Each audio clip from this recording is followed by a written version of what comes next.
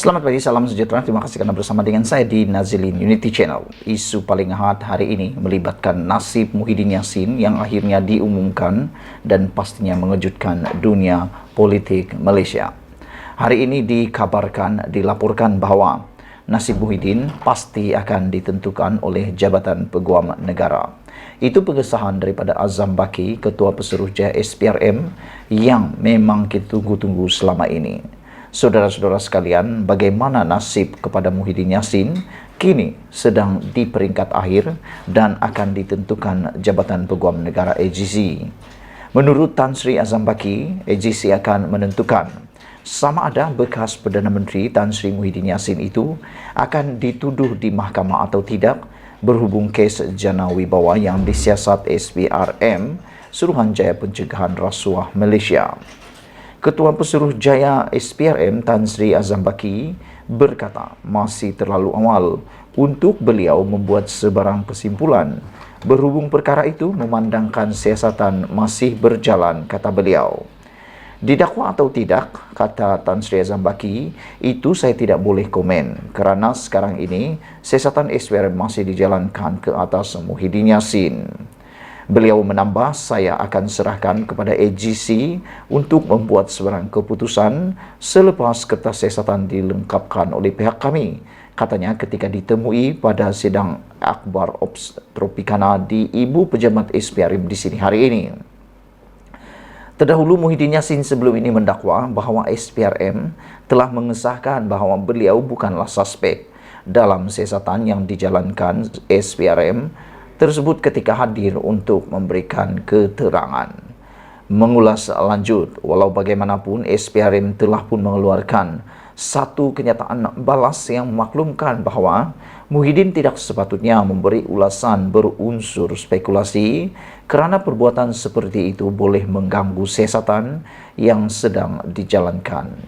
Mengulas lanjut, Azam Baki juga menafikan bahawa pengerusi Perikatan Nasional itu kononnya pendakwaan ke atas Ketua Penerangan Parti Pribumi Bersatu Malaysia Bersatu, Datuk Wan Saiful Wanjan sebagai pendakwaan terpilih.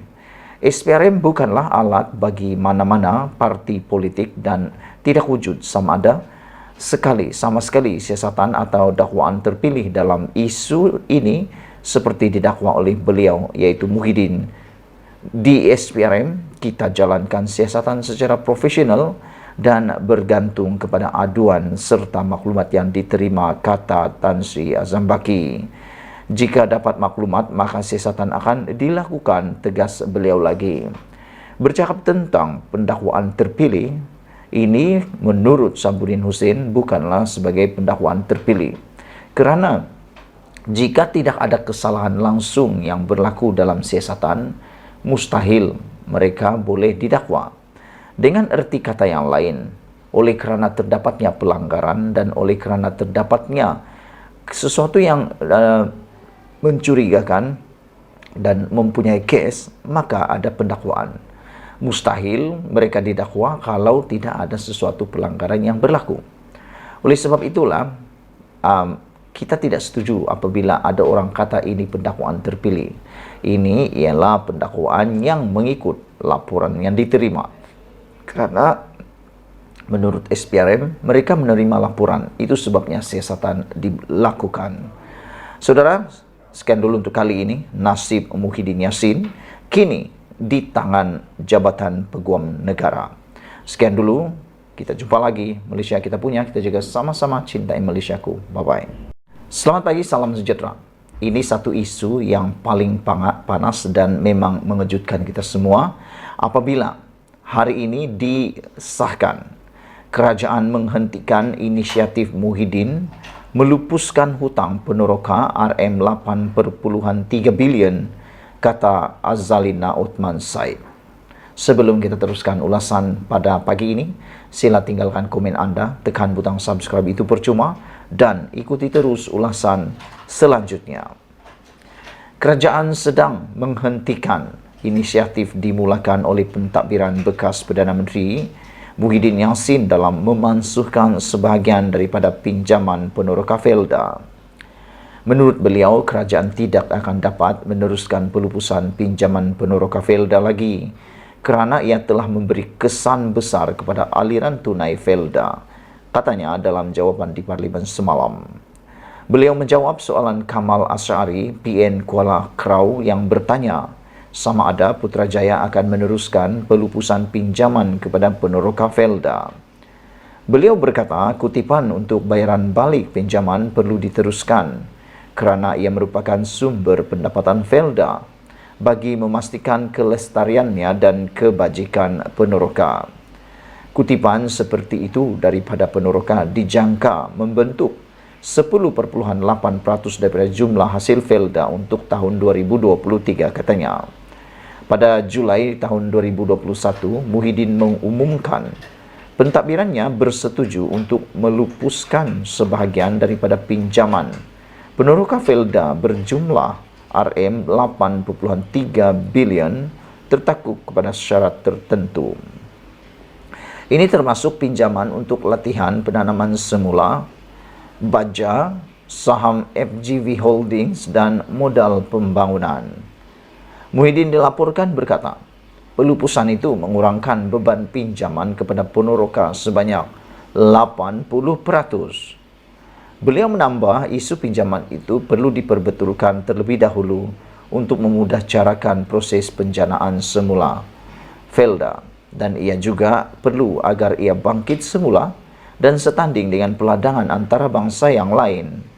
Al-Zalina berkata Felda akan terus membantu Peneroka dengan inisiatif lain yang sedia ada bagi memastikan hutang Peneroka tidak terus meningkat.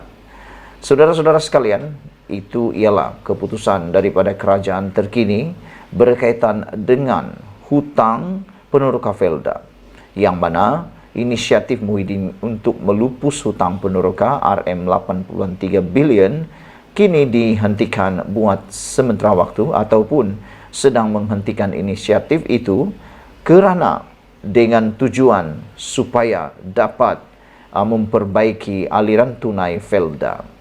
Kerajaan tidak akan dapat meneruskan pelupusan pinjaman Peneroka Felda lagi kerana telah memberi kesan besar kepada aliran Felda, tunai Felda, kata Azalina Uthman Said.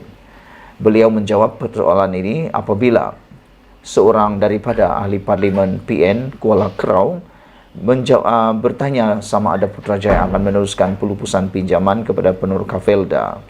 Selain daripada itu tujuan memberhentikan pelupusan ini ialah membolehkan Felda dapat diperbetulkan terlebih dahulu.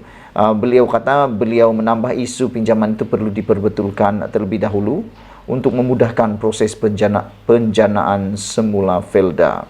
Selain itu, ia juga perlu agar ia bangkit semula dan setanding dengan peladangan antarabangsa yang lain. Ini mempunyai kesan baik dan buruk kepada Peneroka Felda. Namun demikian, secara jangka masa panjang, ianya memberikan manfaat yang lebih besar kepada Peneroka Felda. Takut-takut nanti kalau tidak terkawal, maka Felda boleh rugi, boleh rugi besar dan mungkin boleh muflis. Kalau Felda muflis, maka ia paling kesan besar kepada Peneroka Felda. Oleh sebab itulah, lebih baik dikawal sebelumnya ia menjadi lebih melarat. Sekian dulu untuk kali ini. Jangan lupa tinggalkan komen Anda, tekan butang subscribe. Kita jumpa lagi. Bye-bye.